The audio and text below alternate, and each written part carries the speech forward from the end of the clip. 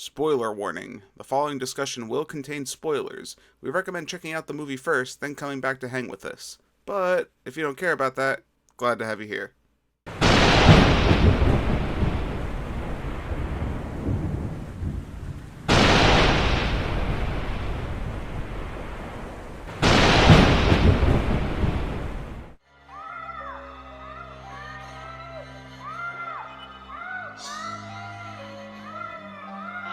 Jason.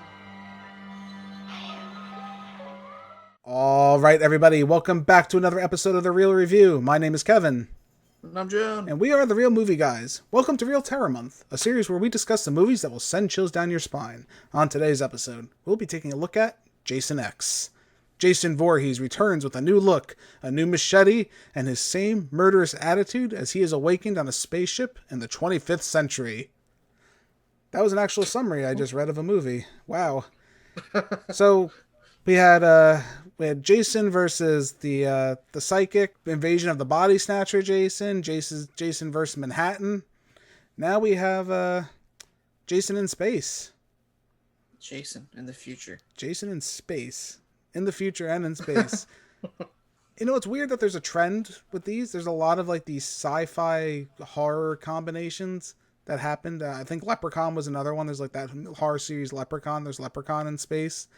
For some reason, horror likes to go into space at some point. And based on, everything we've seen, I guess it was just a matter of time before we saw Mr. Jason Voorhees take a little trip in a space shuttle. So, John, what were your expectations going into this? Now, we just came off arguably the worst movie in the series. So did you have any expectations at all going into this, knowing the plot is Jason X? No. Because you knew it was the space movie. Everyone just knows it. Oh, isn't that the movie where he goes to space? Yeah, I mean, that's accurate. That is the description of this movie.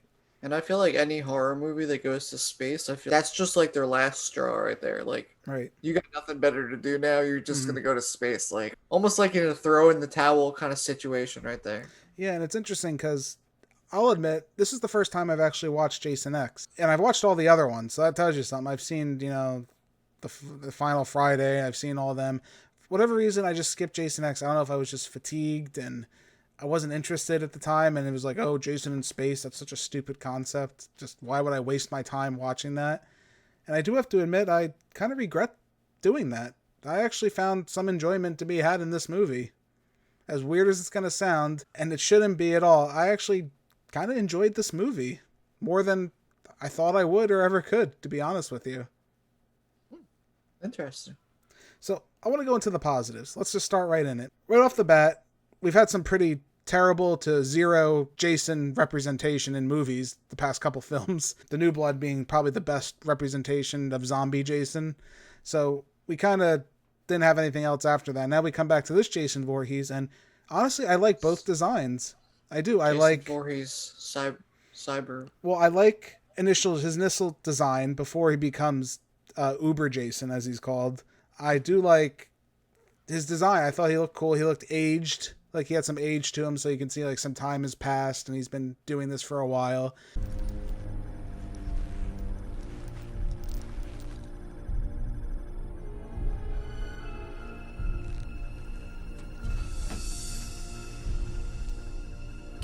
I liked how he was like in it's stupid and campy, the Camp Crystal Lake prison. He's held there and kept captive.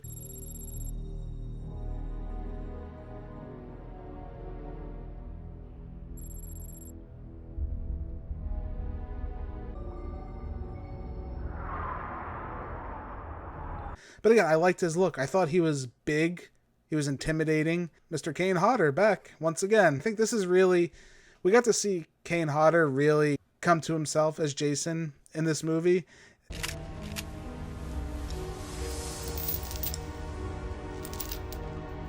What the hell?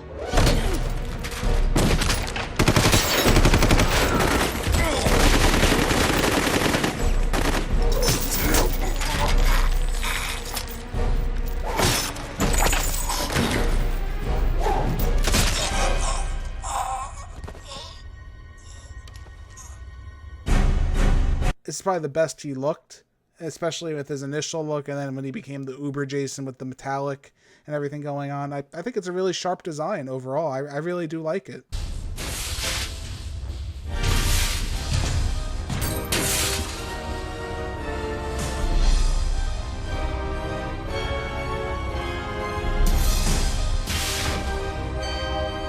I think he's cool looking.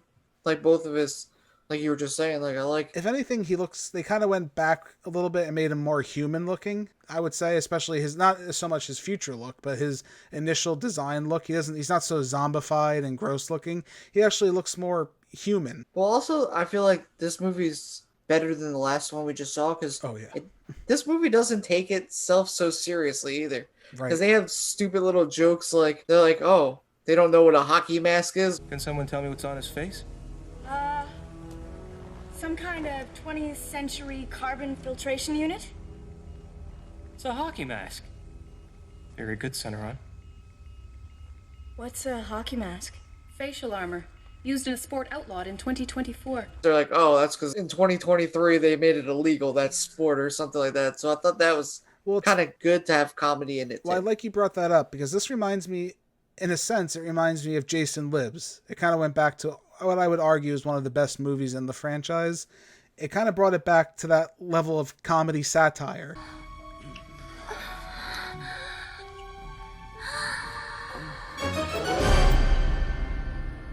Right, there's a lot of dark humor in this movie.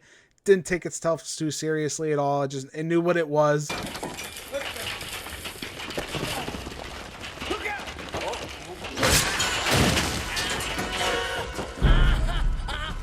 It literally knew it's Jason going to space, or maybe to be more accurate, it's Jason is Alien, right? This is pretty much like a telling of Alien, where instead of a xenomorph, you have Jason Voorhees lurking in the ship attacking people.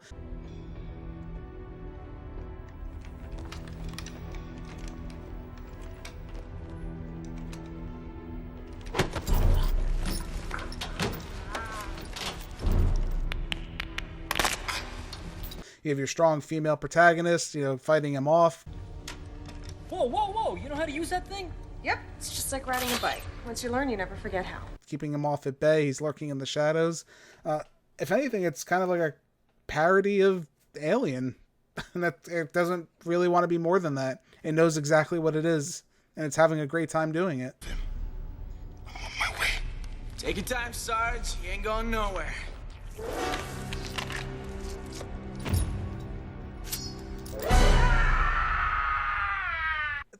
From what I gather, this movie came out before Freddy vs. Jason, right? So they knew when they were making this movie, they knew that movie was being made. They already knew it was confirmed, it was in the works. So they weren't really able to tell a story prior to that movie, from what I gather, because they were going to have the next one that would have confused people and it would have been a big mess. So they said, what can we do? So the idea was take Jason, throw him so far into the future that whatever they do then, it really won't have that much of an impact. You know what I mean? It won't impact the next film because this would have been crazy into the future. So that was kind of the justification, I think, for the sci-fi change.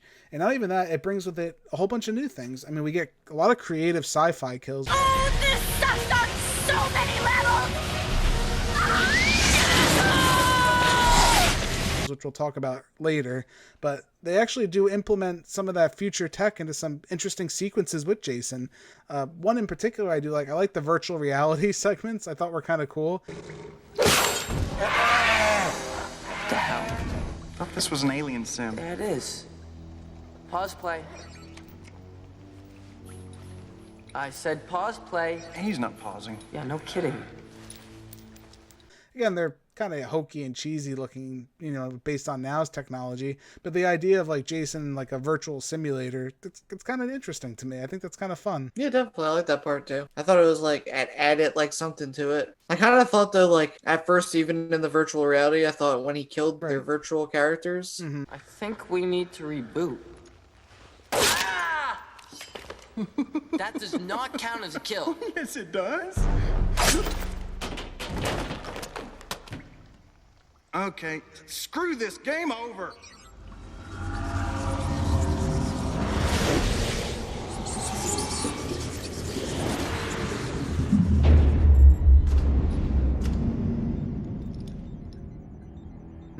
I thought that like they were actually gonna die though, like at that moment. Yeah, and you find out like, oh, they're not. They're still alive. Yeah. I thought that was kind of cool. Like I said, a clever, misguiding of the audience there. It was also kind of funny though how they used virtual reality to bring them back to like Crystal Lake too.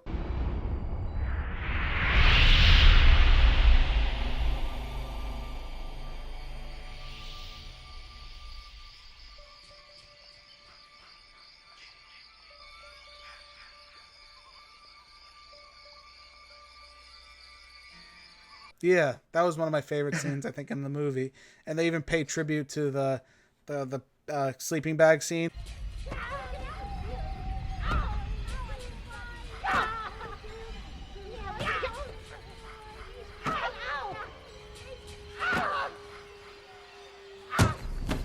Where he's smashing him with the sleeping bag from the previous Friday the 13th. Except he gets two of them and smashes them. Yeah, it's kind of funny. I'm like, oh, it's a fun little tribute. Like, they're actually, like, giving a little love letter to that. And that's what this movie is. A lot of it pays homage to the past. Hey, you want a beer? Or do you want to smoke some pot? Or we can have premarital sex. We love premarital sex! And sci-fi in general makes fun of bad sci-fi cliches. Another thing that's interesting is this was the first time I didn't hate all the characters in this movie, which I was really surprised. I wouldn't say I didn't love them and like, oh my god, I'll remember them forever, but for the quality of character we typically get in these movies, I actually did enjoy them for the most part.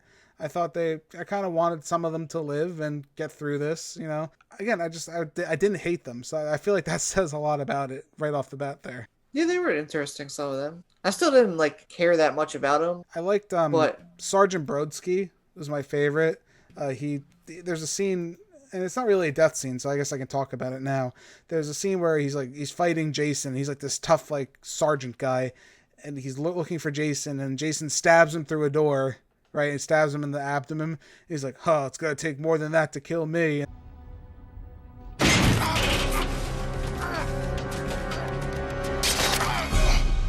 It's gonna take more than a poke in the ribs to put down this old dog. And then Jason stabs him again. Yeah, that ought to do it.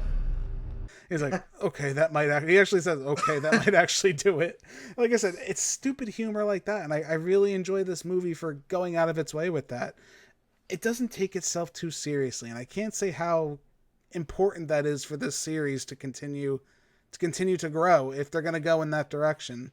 Like I said even earlier, the whole idea of a Camp Crystal Lake research facility, like, what the hell happened? Suddenly, there was a little camp. Now it's a secret government military research facility. You have them chained up in your basement. Why don't you stare at this for a little while, you ugly bastard?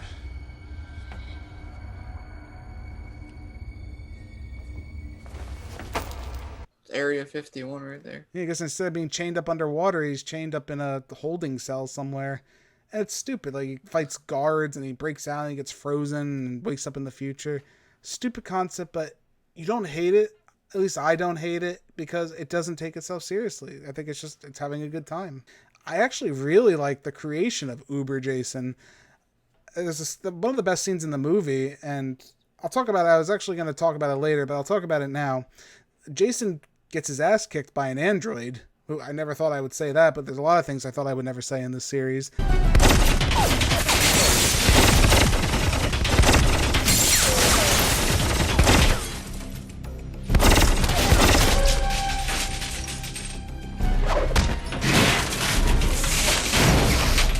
Jason gets shot up by the android that they create, and she's like shoots him up, and his body parts are blown all over the place.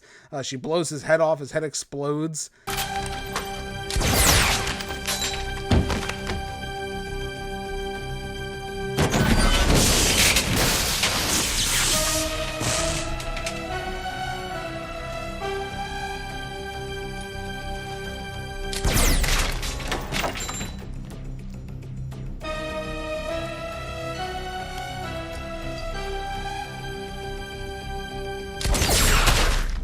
And then they leave him there, and then suddenly these nanomachines that they talked about this technology earlier in the film, nanomachines crawl into Jason, and I guess they fuse it with like metal from around the area to make super uber metal Jason, and it's the craziest thing I've ever seen.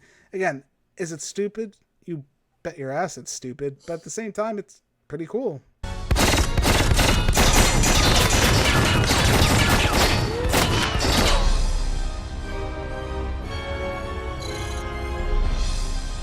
I have to admit, it's having fun with the idea.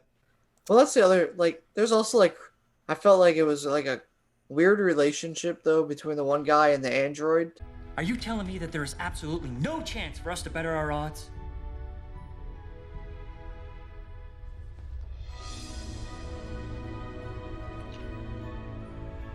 Statistical probability of survival just went up to 53%.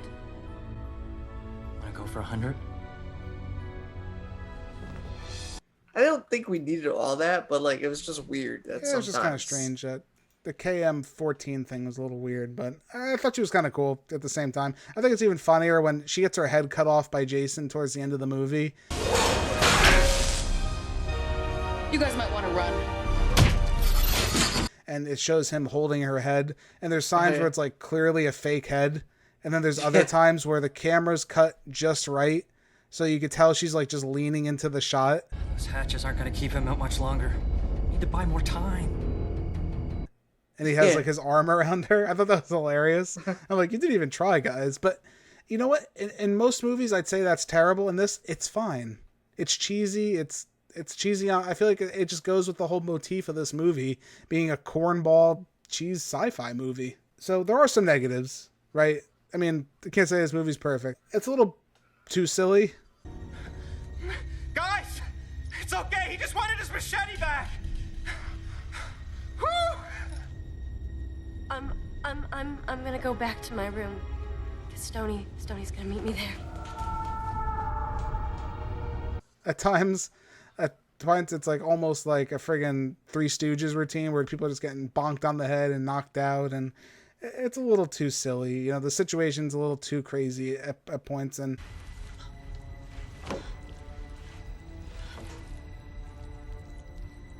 Briggs. Get out of here. maybe not for me. I had a good time because I pretty much had nothing to lose with this franchise at this point. But other people just jumping into it might find it kind of off-putting, just how cheesy and silly it is. You know, I could definitely see that coming from some people and some viewers. Another negative, I would say, it ignored the franchise. I mean, it ignored the last film. So take that for what you will. I wanted. They had to get away with it. It's tough because I put that as a negative because, I mean, we did get Freddy versus Jason, so we did get that promised encounter. But 10 years later. Yeah, but we got this instead before that. So that's kind of off-putting, you know. I mean, where does it connect in the series? I don't know. It's just one of those strange movies that just kind of exists in the franchise. And a lot of horror movies have that. Don't get me wrong. There are just not everything super connected Marvel Cinematic Universe style, but this was just kind of there. You know, it's just Jason went to space one day. It's like someone pulled out like a story out of their library and was like, let me tell you about the time Jason went to space. That's what it feels like. A lot of it too, it's super cheap. The effects are pretty cheap. You know what I mean? They don't look the greatest. The CG is pretty terrible for the most part. Didn't age well. It wasn't future-proof by any standard, but didn't think it would be. So, you know, what can I expect really? At this point, I think the bar is so low, I just really didn't have any expectation going into this. Yeah, I found it interesting that this was the one that you didn't see too. Yeah, and like I said, I'm happy I watched it, to be 100% honest with you. I'm glad I finally got to notice this movie because I did have a good time. Overall, honestly, I did have a good time with this movie, way more than I probably should have. I think we're at that point where we're going to offer up our Real Kill Award.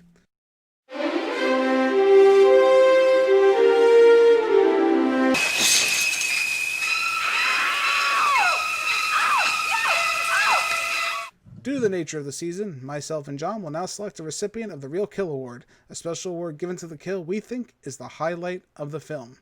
John, who would you like to present your Real Kill Award to? My Real Kills is almost like one of the first kills, not really the first kill in the movie, but like the first kill on the ship where Adrian, who's taking care of him, when he gets up and then he does the liquid nitrogen on her face. Oh my god, yeah. And then smashes her into the right into the It's like he smashes her into like the desk and her head just shatters. Yes, her face just shatters.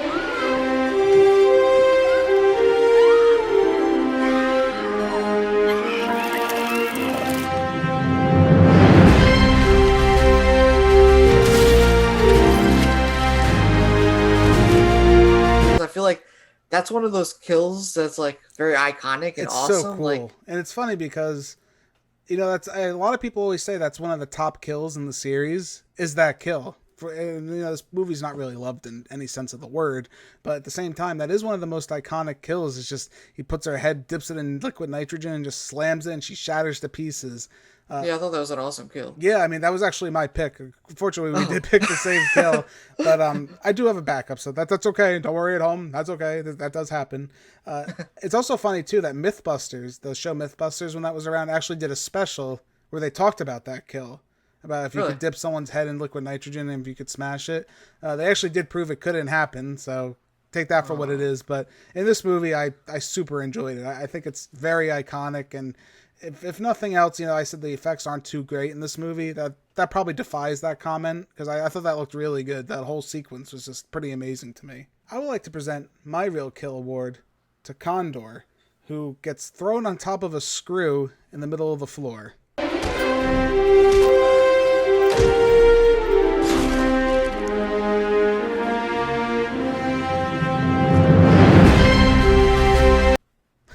So let me set this up to you. Like, Jason's right behind him. You know, this Condor is one of the soldiers searching for Jason in the ship. Jason chucks him over, and he gets stabbed in a screw that's like in the floor. It's like a spiral like screw thing that's in the middle of the floor, and it's spinning, and he's stuck on it, and his body's just spinning around, slowly going down it. I just thought that was pretty intense. Again, you picked my kill, but that was my backup because I actually really did like that sequence. Silly, but cool at the same time. That would have been my backup too, right there. That would have been one of mine. Yeah, I just thought that scene was awesome. Yeah, I also, like I said, Jason's whole sequence of him, quote unquote, dying was a really cool scene. I really did enjoy that. Like I said earlier, just seeing him get blown to pieces. We don't get to see that very often of Jason getting compromised like that. So, very cool. The end, I actually did enjoy for this movie. Again, it's super silly and, you know, take it for what it is. But Sergeant Bronsky takes Jason out into the vacuum of space, and he holds on to him, and they fall to Earth. You've got to be kidding me. Bronsky. Right? They're falling to Earth through the atmosphere, and they burn up in the atmosphere. Is that what you're led to believe, potentially? I thought that was a really cool death scene. I'm assuming that was the end of Jason. You know, I guess you can say the end kind of left that up in the air with the people, a new quote-unquote campers having sex, you know, and they see like a shooting star, and that's Jason falling into the lake. We landed in the lake. Let's go check it out.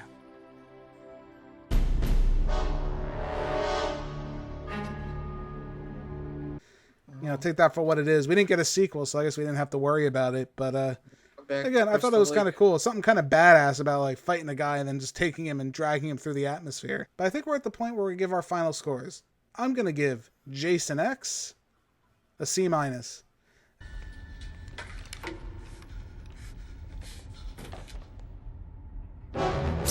Again, I enjoyed this way more than I thought I would. I really skipped this for such a long time, just writing it off.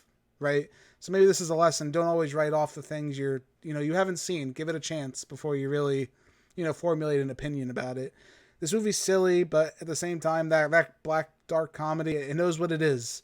It's Jason meets Alien, and it's not ashamed of it. It's having a great time. It's trying something new. This was it. This was the end of that line of Friday the 13th. There wasn't, you have Freddy vs. Jason after this, and then we have the reboot, but arguably this was like the end of that line of Jason Voorhees movie. What else could you do? For a man who's done everything, you might as well just send him to space, and that's kind of what they did, and I think it worked out. It was better than I thought. John, where do you stand with this film? I give this film a D. Hey, asshole.